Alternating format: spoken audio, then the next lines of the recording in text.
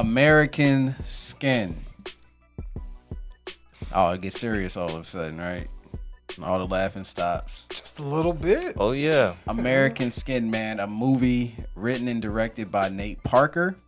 I think they said that he believed that he might get shafted about movie theaters wanting to pick it up, so he reached out to Spike Lee. Spike Lee put his name on it. He said he had absolutely nothing to do with the film. He just wanted to help Nate get into the places that he wasn't going to be able to get into because of the way Hollywood treats him because of his genius movie, Nat Turner's Birth of a Nation. Wow. So, Nate Parker. How you guys feel about Nate Parker? Let's just start there. Genius, I guess. He's a writer. He's an artist. He cares about his art. Doesn't seem like the type of person who goes for the money grabs. Same here. I feel like, he's passionate about his work. He's dedicated to his craft, and it shows. Yeah, I support Nate Parker. I think the first movie I recall seeing him in was Red Tails. That was like the big movie that really Fighter put Pilots. me on him. Yeah.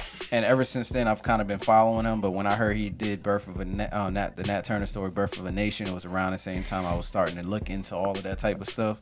So I was really interested, and I thought he did a really good job with that. Especially telling the story based off what I've read about, Nat Turner.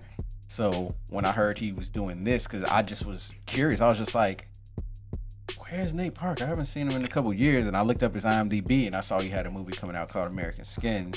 Oh, okay. And then next thing I know, there was a trailer out. And then I looked up and there's videos of him and Spike Lee in France and going all over to other countries, and they're loving the movie. Can't really say the same thing for Americans though. So as far as the movie goes, man, I don't feel like, and we talked about this before we started, filming. We don't necessarily, and I feel like all of us can agree, we don't necessarily feel like this movie was made for black people. Agreed. More or less. More or less. So the way it comes off is, and this happens a lot, when you start having conversations about police brutality and such with people of other races, it seems like they just don't get it. They don't really believe your story.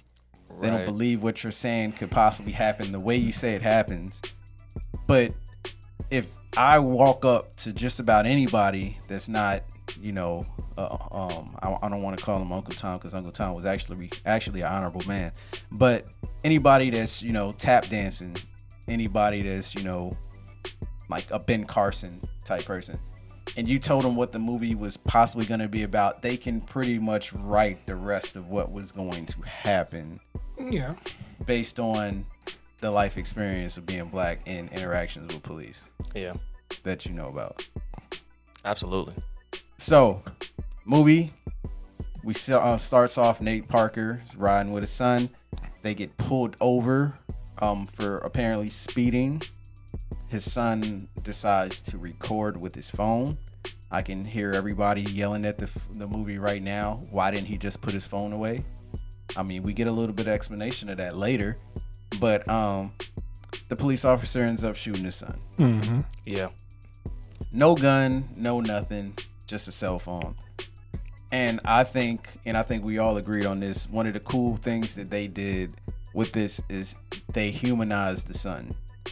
They showed him in his real life, his life settings, him in motion, talking, just so people have a chance to connect with him. Yeah. And I don't feel like when we see this stuff happen in real life, they kind of remove that from the whole scenario. Oh, of course. So when Trayvon Martin gets shot, they didn't show home video of Trayvon Martin chilling. They showed pictures. And the pictures are easier to misinterpret because all it takes is for a picture of a black kid in a hoodie for people to look at him as a criminal. Yeah. Even though I've wore hoodies like my whole life because they're warm and comfortable and affordable. Cheaper than jackets, believe it or not. Yeah. So the one time that really I think is going to catch a lot of people's attention and hopefully people take something from is when his son is talking to his friend on a Zoom call and he's reading him the law and how police aren't supposed to be able to like unlawfully detain, or pretty much the stuff that they do to black people all the time, they're legally not allowed to do. Yeah. And if I can go back to that very first scene when we just saw the him pull out the phone, I kind of like how he shot that, because like you said, that's how it's always shown. We see it on social media. We only see that part, and then over time the story starts to unravel. Because I'm like, man, why is the kid just holding out the cell phone? It doesn't make any sense. But then when they play that scene, when he was breaking down the law, you start getting understanding that he's surrounded a different type of, he's surrounded by a different type of people who's telling him different things. And he thinks that he can go by those rules, but those rules don't apply to him, you know? Yeah, so I love the fact that you brought that up. You know what I mean? That whole conversation with his dad, I think, is a pivotal point. His dad is telling him, like, look, that is the law, but that does not apply to black people. Right. And his son refuses to accept that. And you see it when he's holding the camera out to record the situation. I think it's because, his surrounding. He's surrounded by a whole different environment, culture that's Private school that's right. Telling him, this is how the law works. Because he said he was the only white, black guy in his class. Mm-hmm. And it's just like, it sucks, but it's just like that's how his mind is developing. The way that, like, well, we should be able to do this. Yeah. We should be able to do that. It says it right here that it's legal. But unfortunately, he didn't have the same, not unfortunately, but he didn't have the same upbringing as his father, where he's seen a lot more things than his son has, unfortunately. And the friend was like, that don't sound right. So it's just like, he kind of got that notion, the same thing as his dad too. And I like how, he stopped him because, he was about to hang up and he was like, no, he need to hear this too. Yeah. Because it's just a telling moment. And I like how they displayed that as well, because we don't never see why some of the victims have done these things because of what they were taught or what they have been shared with and everything like that. So, and the setup for that scene, if I'm not mistaken, was, did they introduce the documentary? And that was a question like, how did you introduce your son? Because he asked him, did you ever talk to your son about police brutality? Yeah. Right. And that one kind of, grabbed me because, I think a lot of, or at least myself, my experience having that talk involved police, So it had a run-in where, we was probably pretty much done, I guess, unfair in the eyes of my family, myself, now that I'm older, right? So that's where we had to talk to explain, like, hey, you really have to check yourself. And then at a young age, you have to just mentally associate police with serving to protect, but not always in your best interest, And it's really complicated, but if some people don't have that talk, then they'll walk around with a cell phone, but some other people have, they learn in different ways, Can we get on that too?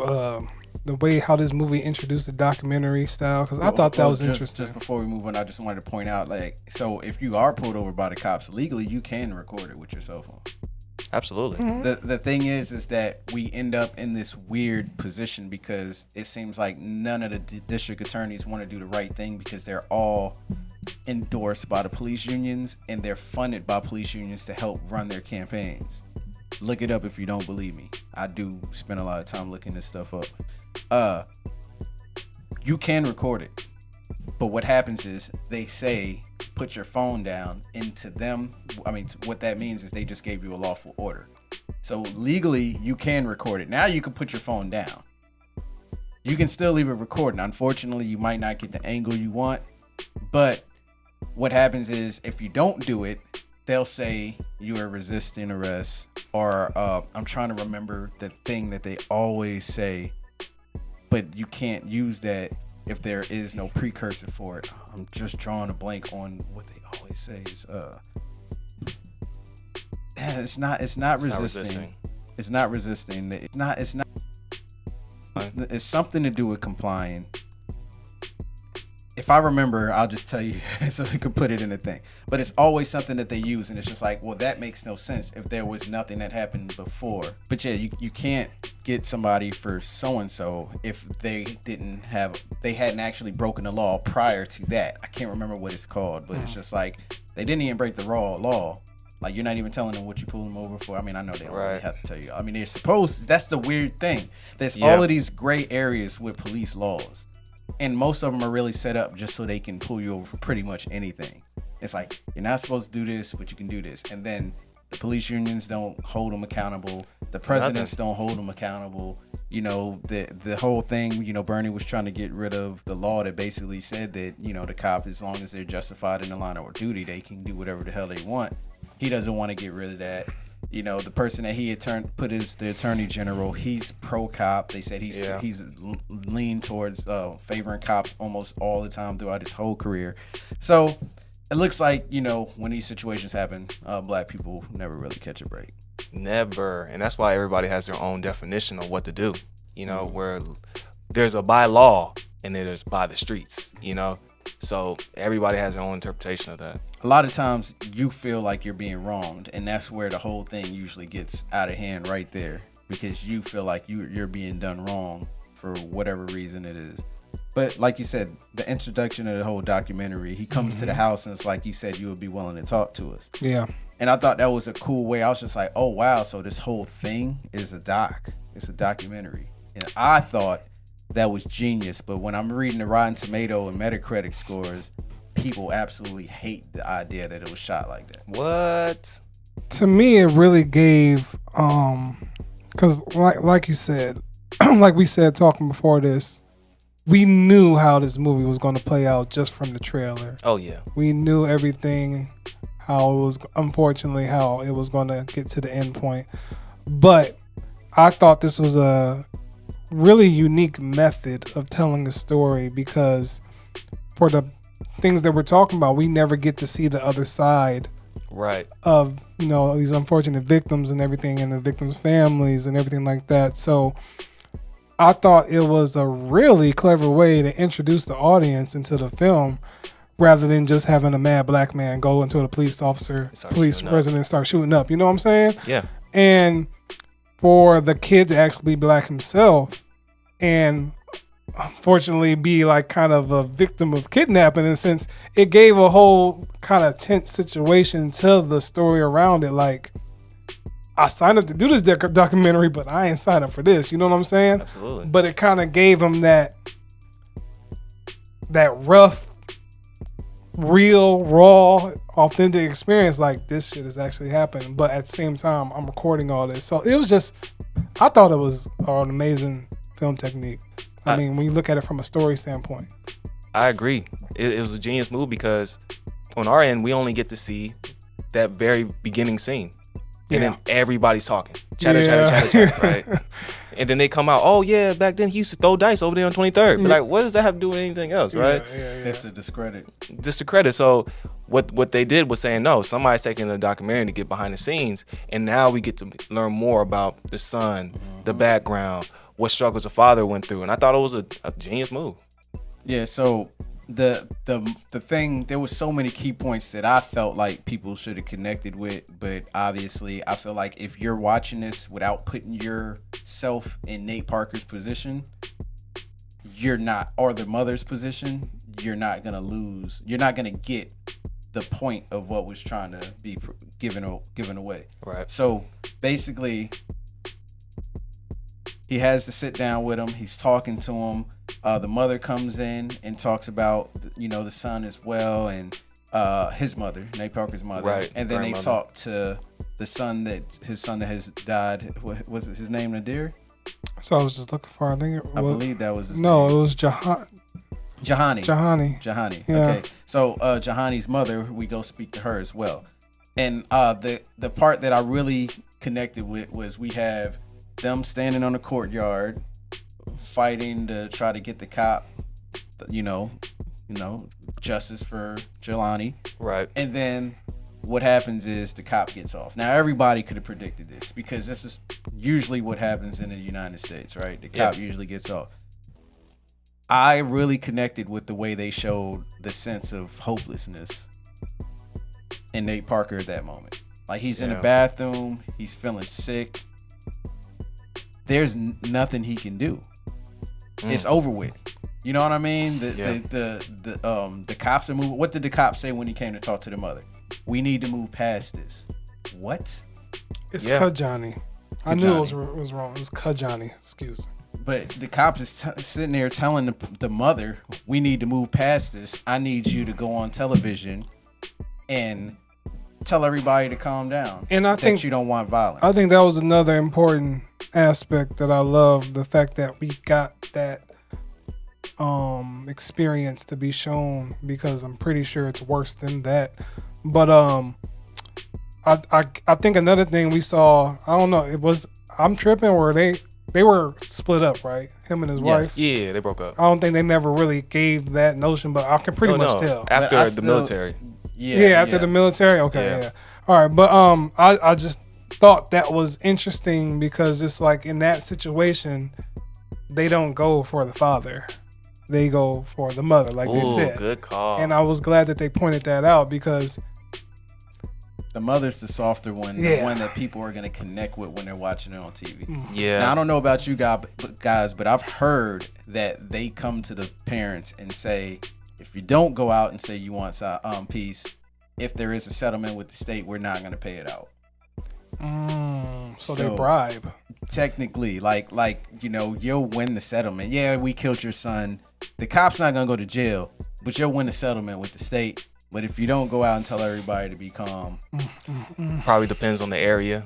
Depends on a lot of factors, but I'm sure everybody has a different type of, same outcome, but everybody has a different type of negotiation. Because when these things happen, it's hard for me to believe that everybody is on some, I don't want any issues. Well, the kid who was roasting the police officer, which was a dope scene. I think I've actually said some of those words. Shout out. But I'm just saying, like, how did you feel about the cop raising up in his house when he's coming to tell the mom to calm everybody down? Like, yo, you killed my cousin, yo. I'm in my house and looking how they raising up on me. I think that scene was hard to watch for me, because just that you have scene, the block. Well, that one, not just that scene, but one of the hardest scenes to watch, just because of the fact that you have the black cops sitting down and you have the white cops at the door for what? With the door open. With the door open. And it's just like, these are kids grieving, but you still perceive them as a threat. And I'm just like, see, I don't think these reviewers are looking at the things that they're trying to, display on this movie. It's just like, that alone is fucked up in itself. Why do you need to be at the door when you're trying to talk to a mother about talking on a fucking news station? Yeah. But y'all, it don't make sense. You trying to tell her to come with peace, but you don't bring peace to her house. Yeah, y'all bringing guns.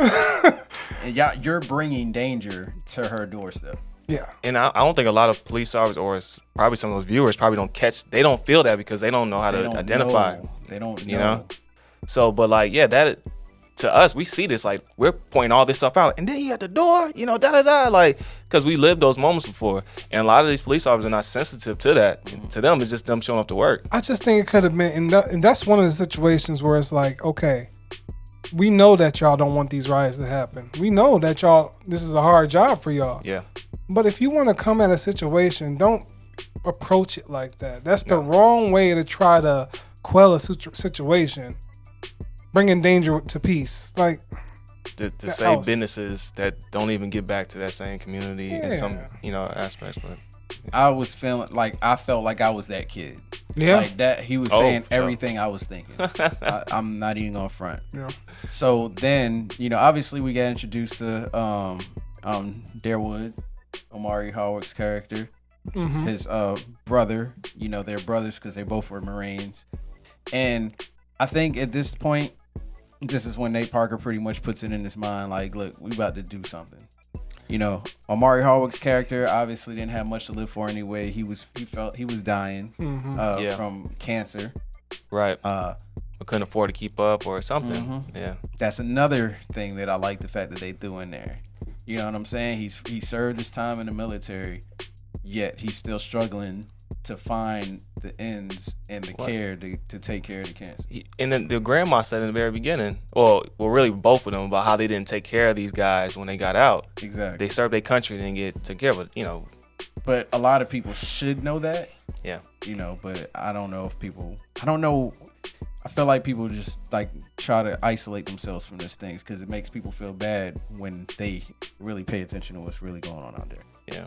So he gets everybody. He gets, I think it's Nadir and Yadin, and throws them in the car. It's like, yeah, come with me, man. You know, I just want y'all to film something. You know, it's gonna be pretty quick. No, it's Jordan and Kai. Yeah. Completely got the characters all wrong. Yeah, it's Jordan and Kai. So and I forgot the other kid name, the one that was helping film. I do not remember. Because I don't even remember know if his they said name. his Oh name. yeah. So he goes and grabs all of them. He grabs the cop. They drive to the police station. They loading up. My girl Monse tried to call the cops. Quick second. I don't have much disappointments with the film, but I kind of wanted to know what happened inside the house. Am I wrong for feeling that way? Because I mean, it's pretty much given what happened. He took a hostage. I just think but he they just made him get dressed. But I'm just saying they never told why he was there in the first place. Because was he at his house? He was at the cop's house. Okay. So that was stick up. All right. I just never knew what led up to that. I was just, kind of a little confused about that, but okay. I feel like he had, I guess throughout the documentary, it felt like he was really understanding how powerless he was in the situation. And then talking with family, like all these things just kept building up. And he was like, yo, I got this documentary right here. Let's do something. Let's do something. That's what I was thinking. When you think he got the idea to do this, as soon as the son came to the Jordan came to the door? No. Or was this like, I think it was after the cop got off and he felt powerless. No. I feel like it was that scene when they asked him, why do you still show up to work?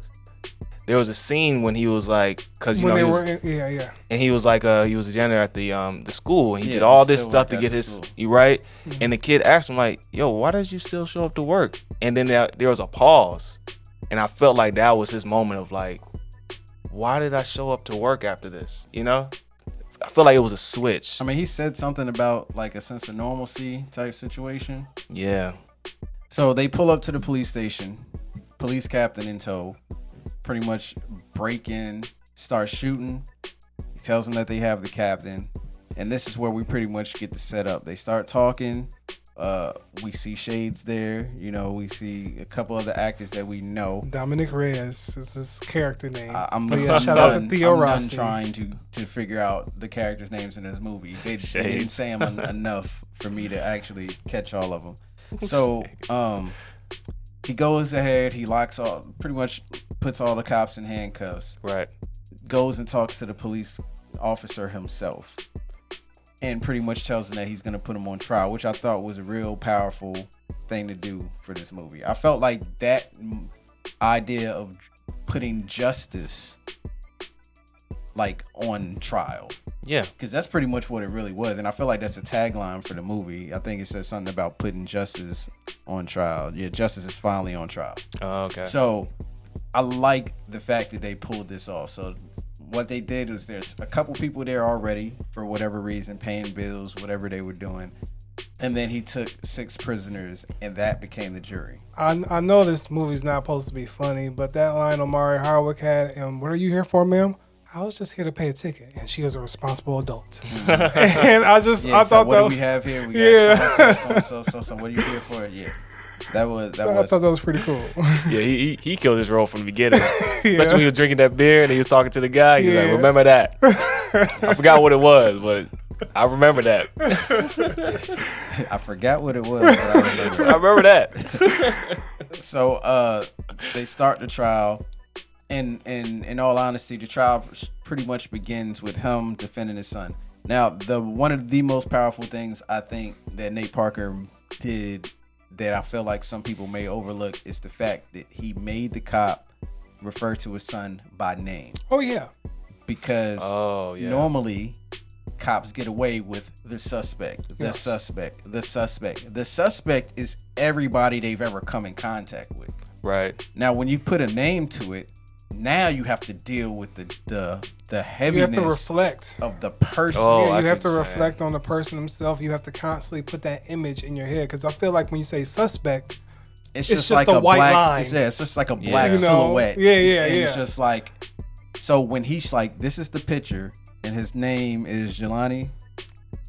Say his Kajani. name, Hajani. Kajani. There you go. Say his name when you talk about him, Yeah, Yeah. yeah. and you can see every time he said it, you can see the weight of the name Oh, yeah, it broke him. affecting the cop. Yeah, and that's part of the movement. We was asking these people to say their names. Like Yes. all the victims say their names. The because cops it's- never say the suspect, the victim, the suspect, say the their victim. names. And it was little things like that that made an impact because just like I feel like this movie silently referenced everything that we've been protesting. Everything. And it's just like if you take a moment and look at the little nuances that this movie is trying to show, you will understand that once again, this movie's not necessarily for us because we already been doing all this stuff. Yeah. But it's just a really enforcing technique to show you a harsher, more brutal way of what we are peacefully protesting. So, Yeah. Quick notes, it's like a summary. yeah. Like you can wrap it all together. It's like quick summary. Yeah. A little deeper than that. Quick So summary. the thing, so this whole debate that goes back and forth is a combination of things that you've heard on all sides of the aisle, and I love the fact that they did that. You know, the cops, oh, they listen to this, they do this. You know, basically justifying why they look at us as, you know, suspects or whatever in the first place. One part that really got me to actually want to think about have a discussion when he was just like, "Oh, look at the music, y'all talking about shooting this, drugs and drugs that," and I ain't gonna lie, for a minute I was just like, okay, he got a point. But then when old boy came back at him and he was talking about how, you know, they were programmed that y'all white kids, y'all support this. Yeah, Y'all they're put the money number one into this. consumer. They're Y'all the the number number one one consumer of the consumer. music. And then I was just like, shit, Oh wow. that's the Yeah. comeback. For real. Because just like, Yeah, you guys, like everybody just needs to look it up, Google it. Who runs the labels? yeah. Yeah. Who green lights the music? All the There's a above. whole TED talk about murder and music, and the guy said he called up record studios and was like, "Would you let a white rapper or a white artist rap about killing?" And they're just like, "No, why would we do that?" Why we- Yeah, he called the labels and was like, "Yeah," they're like, "No, why would we do that?" I believe it. And it's just like it's programmed there. Like, well, you know, Eminem can rap about killing animals and all of that. You know, that's cool and everything. But if we're talking about murdering people, yeah, that's the black people can talk about that. We can't have our people talking about that. And then soon as something happens that crosses the line, it's easy for them to disregard it and throw the person away, like what they try to do with Rick Ross when he's like, you know, slipped a pill in her drink and she ain't even know, and then they all, oh, Rick Ross done, cancel all his endorsements, cancel everything he did, fuck him, he's out of here. You know what I'm saying? We're not in control of all of that. And then the artists that are doing something different, remember, the same people that own the labels own the radio stations. Everything. So why is Rhapsody not played on the radio? Why is it only Meg Thee Stallion and Cardi B? Because that's what the Because- consumers are feeding. Not just that, they don't own the label. Yeah. The person that they're like, no, we're not trying to sell that. The white kids aren't gonna buy Or invest in that. Rhapsody talking all of this educational, pro-black, lyrical, Yeah. miracle, Lyrical swimming pool shit. You know what I'm saying? Talking about books. You know, have people reading books. You know, Yeah, like, yeah. oh man. I'll link the TED Talks in the description below because I thought that was a real powerful TED Talk. Yeah. It was powerful as hell. But there was so many things, the retorts that were said back and forth, and then it kind of turned into a slight debate about men and women for a little bit when homegirl disrespected the Hispanic lady in the room. I love that whole discussion. Yeah. And I love when you hear the cop crack and just basically tell the truth and say, this is how I was trained. And people have been, this is one of the main things. Hassan Minhaj talked about it. Trevor Noah talked about it. Tamika Mallory talked about it. They're trained to do this. You know what I'm saying? But the thing is even though they're trained to do this, they don't look at us the same. You know what I'm saying? They don't look at us the same as them because they treat Dylan Roof like, shit, yeah, you just killed a whole bunch of people, but we're going to stop and get you something to eat because you're hungry. Because they see him, even though he did these heinous things, they still see him, man, he looks like my little cousin. He looks like my little brother. Yeah. We don't look like, especially if these are cops that grew up in predominantly white areas, we don't look like anybody they've ever seen before. All we look like is Jody from Baby Boy. Yeah. Or Kane from Menace to Society, because they saw the entertainment. Even though they didn't hang around us, they saw the entertainment. So what did that do to their brain? It subconsciously planted this way of thinking in their head. Yeah, you get programmed. And that led to how, he was saying like, well, it was past midnight and you were in this raggedy car in a white car and affluent neighborhood. If you weren't driving around, maybe I wouldn't have stopped you. And I was just like, he even admitted that they weren't speeding. Yeah, and I think that was a very important scene as well, when he was just like, tell him how fast I was going. Tell him how fast. 45, 50? I think so. Why you think so? You don't know? Why? Because it wasn't in the report. Right. And there's so many instances I think that can apply to real life. Like there's probably a lot of cases like that where it's, because didn't he say it's legal for an officer to go based off their perception of what's going on and everything like that? Yeah. And I'm just like, like that I thought I smelled weed. That's another perception. Yeah, and it's just it's fucked up. And I really like how they, even those extreme, the juror, they were just like taking all this in and everything. One point, I meant to ask you this off, but I ask you this now. Did you get subtitles for the Hispanic guy that was talking? No, got no. Okay, I thought it was just what I was watching. I was watching on Vudu, and I was just like, maybe it's just this, but okay. No. Because I turned captions on and everything, and I couldn't get what he was talking to. But I mean, I got the gist of it, but I just really wanted to know what he was saying because my man was going in on him. But it was kind of repeating some of the things, like, what you mean I'm not like this? Yeah. I figured that's why they didn't put the subtitles in, because Shade's character pretty much explained back what he said. Yeah. So we get closer to the end, and one of the inmates whoops the cop's ass. This part pissed me off. You said that pissed you off? What followed that pissed me off. I was like, I knew in my mind.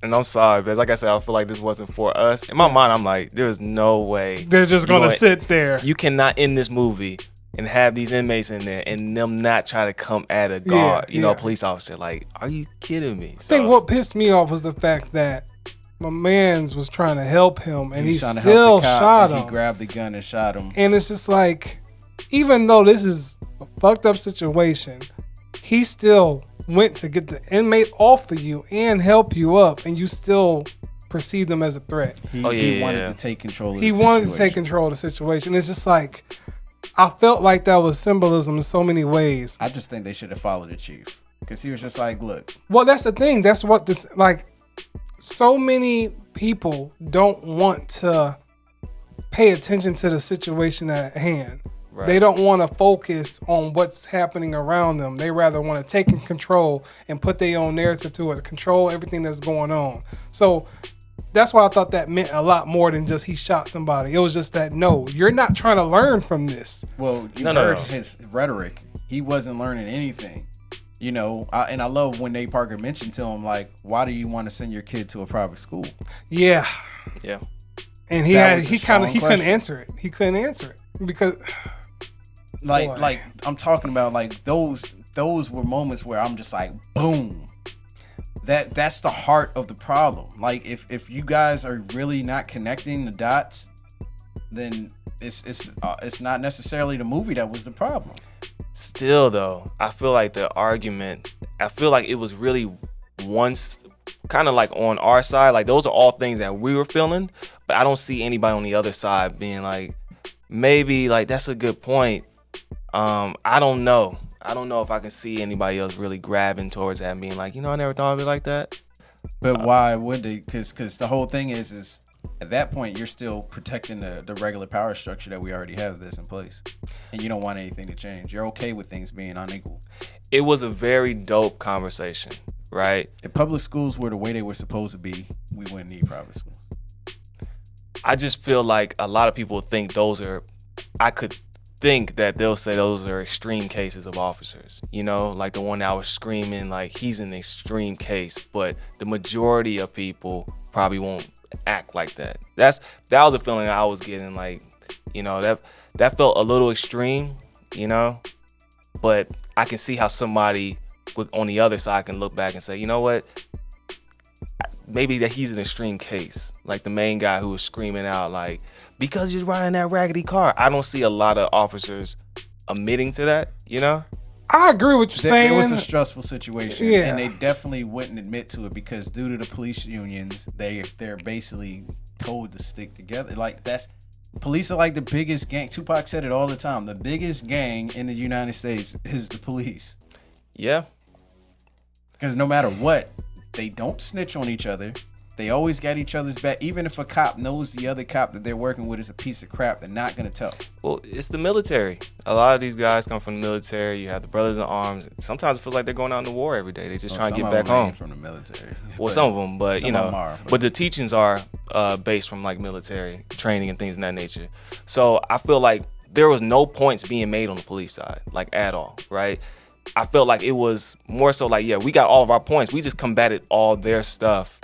Like you said, they were on trial and they were wrong. Well, I get what you're saying. Like, the police didn't really get most of their points off, right? That's like their rebuttals probably weren't as strong as what the police would try to use. They were weak. But my whole thing with that is this is Nate Parker's movie, and we hear their narrative all the time. I agree with that 100%. They barely get a chance to hear ours because the person that needs to be talked about is dead. And there's really nobody to usually speak for that person. So I feel like this movie was heavy on our criticisms because our criticisms are never brought up in that sphere. Yes. So you got to remember, the tagline for the movie is "Justice is on trial." I agree. I agree. So that's why I think Nate took it like, we're gonna get all our shit off. Yeah. We've heard y'all shit multiple times. Oh, you guys, true. every single time a cop gets off, we've heard y'all shit. Yeah. Yep. So we gonna get all our shit off, and you gonna have to deal with it because y'all never get to hear our full side.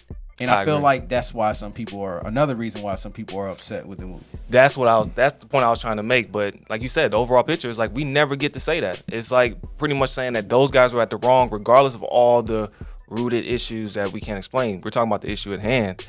And the rebuttals were probably weak because like the situation was clear as day, Yeah, like the whole thing, like he said, and I feel like the jury pretty much all came to this conclusion.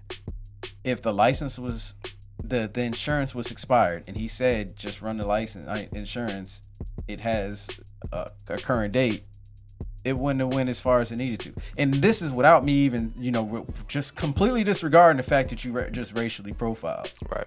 You know what I'm saying? Because I've been racially profiled multiple times. Driving a car that was too nice for somebody so young to be driving. I know what it's like to be pulled over. The cop literally walked up to the car and said, he didn't say license and registration. He said, whose car is this? Whose car is this? That's the first thing he said to me. I'll never forget it. And then I said, this is my mom's car. Oh, license and registration, please. Gave me a ticket don't get me wrong. It didn't escalate further than that. He did call back up. Yeah. And I was just like, why do you need a cop car for this? Yeah. I have no weapons, never owned a gun in my life, never smoked before. At that point, I hadn't even drunk anything before. Yeah. But yet, I'm being profiled. And then one of my friends came up to the car to speak to me, and the cop spazzed out on him. Oh, yeah, let me guess. It was unsafe for the police officer at that point, whatever. But, so they get all of their stuff off. They end up having to swap out. My man gets shot. He's like, look, I'm not going out. I'm seeing this whole thing through, which I thought was a dope thing. It just seems like they were just like, look, we're going to die anyway. We already know the situation. Yeah. They all pretty much sacrificed. and he tells the guy that's doing the documentary that he needs to join the jury and make a decision. Mm-hmm. Now the conversation in that room, what he said was so deep, and I feel like he pretty much summed up the movie for a majority of people. Yeah. And I felt like I was just like, For us. Really? It was his movie. I'm tired. We tired of seeing this happen. Yeah. I kind of felt like that's when I realized, oh snap, he's the main character in all this. Yeah, I was like, okay, this makes more sense now. Yeah. And then even with all the talking, the dialogue back and forth, a man kind of admitting to guilt, they still was in the jury torn, right? Yeah. They were still a torn, and I guess it took him to have the conversation, but he was able to have a good conversation because he was unbiased. mm-hmm. He's had very good experiences, but he's also doing his documentary. And, he also understands he's a smart kid, and like he said, he was torn. So really dope by saying. Yeah. So now it got to the point where the jury found the cop guilty. Now I don't know what you guys were thinking at the time, but for me, the whole time I watched this movie, I put myself in Nate Parker's shoes. Like, I was feeling anger when he was feeling anger. I was sad when he's sad, frustrated when he was feeling frustrated. So when he told the cops to get on his knee, like, I just remember looking at my wife and I was like, even after all of that, I still don't feel like I would do it. Yep. Oh yeah, I think we knew that. Like, just because it's just like, I'd be so angry, but I still wouldn't do it. Now, I do know some people that probably been like, fuck that, I would have did it. In the movie credits. But me, I was just like, I'd be really mad. I just want. I think it's like he said. He was just like, see all that you just felt right there? That's what I've been feeling for the last year and a half. But still, But I'm just saying. But I think that was the point. But I mean, what he said when he was on a FaceTime call with his wife, I'm curious to see what you felt about that. When he said, "Why do black people have to be the only one to have some shit happen, take it on the chin, and just move on?" Mm-hmm. You saying when he said that to who? He was talking to his wife at the time. He didn't say that. Oh, Yeah, his wife. When Lincoln was talking to his wife. Right. Yeah. No, I felt that because it shows what recent events just a couple of weeks ago. What happened? Yeah, that was wild. When people mad, we can storm a Capitol building. Yeah. We can't do that without masks. I'm telling you, if black people would have stormed that Capitol, there would have been bodies all throughout them hallways. Mm-hmm. And I think that point, yeah. And the other thing too, it was like, because there was two conversations where the main character talked to his wife, and then the police officer talked to his wife. Mm-hmm. His wife was like, "Are you okay?" She was concerned, this and that. But the other one was like, I was mad at that point because I don't know if y'all know this, but when he called his wife, she was just like, "Oh, everything good? Yeah. All right, like when she you already coming knew. home?" Yeah. And it's just like another, like the message, the point didn't get across. They're already talking about it in the news, and she gets to FaceTime. She's celebrating. Yeah. Not even thinking about the victim or what's going on. Just, hey, come on back home. And the son comes on the thing. He's like, I like turtles. You know what? Another day.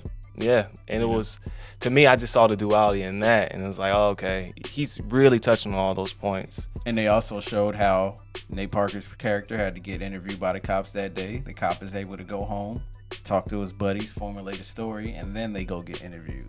Crazy. Sometimes, I think George Floyd's killer got interviewed a week later, a week after it happened.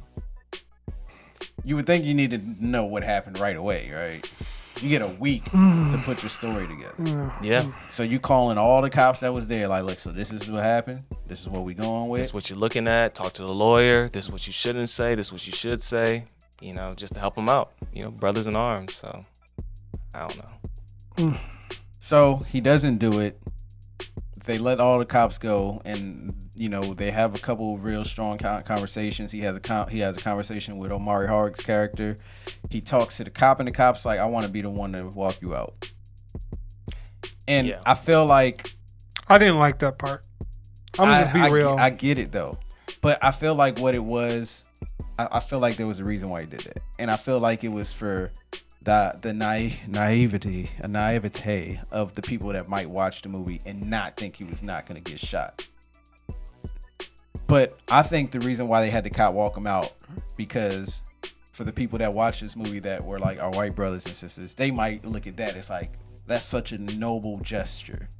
Absolutely. You know what I'm saying? So as he walks him out and he's telling the other cops he's not armed, he has no weapons, they still blew his fucking brains out. And he told him to put the camera down intentionally because he knew he was going to be shot as soon as he walked out that door. I knew he was going to be shot when he walked up in the building. The reason why I didn't like what the cop said to him is just because he's still off the hook. But at the same time, it's not that easy for you to just say, I want to be your friend now. I take issue with that. You just been through a traumatic experience, held at gunpoint with a whole bunch of your cops around you and stuff like that. And now you see, no, you need to deal with this for a little bit. So I just thought that was a cop out, him saying, I want to walk out not as your enemy, but as your friend. And I didn't like that part of the movie. I get why it was used, like you said, for Hollywood, for film and everything like that. I don't think it was for Hollywood. I think it's for the person watching the movie. Well, I'm just saying in terms of see that. No, for Hollywood, the terms of a story. No, not Hollywood. I think it is. People want the cookie cutter. Oh, he learned by the end of the movie. No, you don't learn at the end of that. You got to sit with that. That's why for he a had while. His brains blown out when he walked No, out. I'm not getting. I'm not. People No, are gonna have to sit with that. I'm not getting on that. I'm talking about just the cop himself. Of course, he got to sit with that, but I want the cop in this situation. I want you to have to go to therapy for a couple weeks because of this, not just because he got shot, but because of what he went through. He might have went through therapy. Yeah, of course, after he getting shot. But I'm just saying, unfortunately, we expected that to happen. But I wanted Lincoln had to deal with this depression for a year and a half, and the cop just want to be after 24 hours, I'm your friend. I understand you now. I didn't like that. But I didn't like it either, but it's the reality. You know, like they think you're an enemy until they get to know you and be like, oh man, you're a pretty cool dude. You know? And it's like, that's the story. That was the same story with his son, where it's like within his community, his son was a superstar. Everybody loved him. He felt like he had rights. He felt like, I can move like this, but that's within that small circle. Outside of that, he still looked at it as a threat, you know? So it's just one of those things that, hey, if y'all had the conversation, you might think he's a cool guy. You know, that's what I thought, but I'm with you. I didn't like the scene neither because it's like, man, that's it. You know, but he asked for closure. He had the opportunity to have the dialogue. They hashed it out, and the police, I'm sure they didn't learn anything from it because when they walked past him, they didn't even acknowledge him. You know, most of them are like, I ain't changing, and I know you guys love how after he was shot, they talked about how he went crazy. Oh my God, But that's why I was so pissed. But the one scene that got me, we got a new 6'9" monster of a player. Can't wait to see him. To show you how, and it's just how like the media moves on from everything. I love the way they executed that. And why NBA players are pissed off because of that. They're like, why y'all always play us? Yeah. Where the distraction? Y'all always play us after some tragic stuff happen. Like, you see sad black people, then you see happy black people. Yeah. It's like, there was a murder and so and so on the sports. Oh my God. You know what I'm saying? Like that's just how they do it. And when it's a white killer, it's a lone wolf. When it's a black killer, the person is crazy, is a lunatic. They didn't know what they were doing, or. But it goes back to what that inmate was saying. This is all a cycle, unfortunately.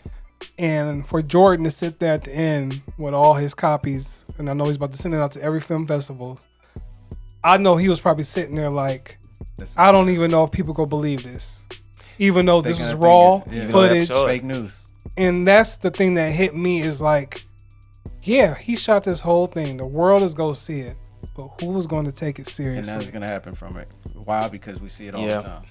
But the fact that they got the footage, now maybe that can spark a movement because there's a lot of people who still don't believe it, right? It's right here. They're probably still going to, deny it. But this is one of the few times that a father was able to get justice. Even though he couldn't really take out all the police. Nobody want to do that, right? Have a conversation and admit that what you did was wrong. He got that. They got it all on film. and sent out for the world to see. If this would have really happened, would this change or affect? Well, like you got to remember, how many videos has the world seen? And I feel like what happens is people get angry for a little bit and then they get distracted, and it's on to the next distraction. Outraged and I think that's the true nature of this film, is the fact that it's being shown, especially from this 24 Metascore, 27 Rotten Tomatoes, that y'all are not looking. It went up. 5.9 IDMB is that the fact that you are not paying attention to the cycle. I feel like part of that score is people just being in denial. Yes. Yeah, because the argument is just so complicated. Like, even talking about it for us, we see it all, but it's a complicated subject, because you have a whole nother side that's like, it doesn't happen, and how do you bridge that gap if one person's like, it happens like this, and another person's like, nah, it doesn't happen like that, it happens like this, so it's a really hard conversation. I mean, if I wanted to look at the film critically, like we were talking before, I wish they would have showed more background scenes of the son. Yeah. And the family and everything like that. I mean, the movie's runtime was like, what, an hour and 30? An hour and 30. So, I mean, I get it. It was probably constrained and maybe they cut a lot. But that would be my only heavy criticism of the film, is that some of the pacing felt off at times. But that's just because I wanted more background information, because I thought that was the real meat of the story, of what hooked me in, because like we said, we already knew what was going to go down, what was going to happen. Yeah. But I would have loved to see more, even more of the Jordan, the director himself of the documentary. I mean, we got enough, but I feel like, if they would have showed a little bit more of that, it would have made it a more of a powerful narrative. From that standpoint, like you said, he was in essence like kind of the main character in a sense, right? Because he was behind the scenes watching the whole thing happen. So if I wanted to be critical of the movie, that would be my heavy criticism. That just more depth on those characters themselves. Yeah, I wish they would have, explained something I haven't heard of before, especially with the dialogue between the officers and the inmates and things of that nature. I kind of the system is a lot more complex, than it's those hard exchanges. To explain in an hour. Yeah, and it's hard, yeah. So it's like, I get the struggle of that, but on my end, I'm like, this, you're not telling me anything that I haven't already heard, that we don't already talk about. Like, the movie's not for us, bro. It is not for us, but there is some systematic things that we understand their struggles as well, because their system is really messed up as well. Just like we're kind of have our system, but their system's really tough as well. It's a very complex, it's a really complex subject. I think the idea of this movie is rooted in having the discussion. It's just one of those movies that's just like promote discussion, promote topics, and everything like that. Yeah. And I mean, at the end of the day, that's how it affects me. And this is exactly why I wasn't going to be critical of the movie, because in my opinion, the whole movie's point is to have discussions like they had in the police station. That's the whole point. The part that we see at the beginning is to give you some background information on the kid, because you never see that. You'll see the cop. They do a whole expose on a cop. They had a couple kids. Their family, man, never had an incident like this before. And if they did have an incident, that was years ago, or we're not even going to mention that. So the whole point was to start conversations like the one that was in that room, to look at these situations critically and not just take the police's word for it. Now, that to me is what Nate Parker was trying to do. Job well done. Yeah. So I don't even think we should score the movie at all. Oh no! I just think y'all should go and watch it. People can't score on this anyway. Yeah, I mean, obviously people was out here tripping. And then I watched. I had never seen the whole thing in its entirety. I'd always saw clips, but James Baldwin's "I'm Not Your Nego," narrated by Samuel L. Jackson, and he said, James Baldwin had a famous quote, and he says, "To be black is to always be in a constant state of paranoia." And what he explained it as is either you pay no attention to what's going on and be somewhat sane, or if you're paying attention to what's going on, it's driving you crazy because you don't want it to be you. People don't believe what you're telling them that it's actually happening. Right. And it's been happening for years. So Yeah. it makes you feel like you're crazy when people are telling you didn't see what you saw. Oh, Like yeah. the Mike Brown shooting where they're like, he ran towards the cop and you're like, well, huh? Does that make sense? You know what I mean? Like it's one of those things where it really it makes you question what you saw. Yeah, makes You you know not what want to talk about I it. was defending myself. Yeah, You know, the guy in North Carolina, I can't remember his name, Walter Scott. Remember, he was running away, and the cop walked up and threw the gun on him. And it's just like, you know, he was running towards me. Huh? yeah, We saw, you saw what we saw, right? And it makes you really feel like you're really going crazy. yeah.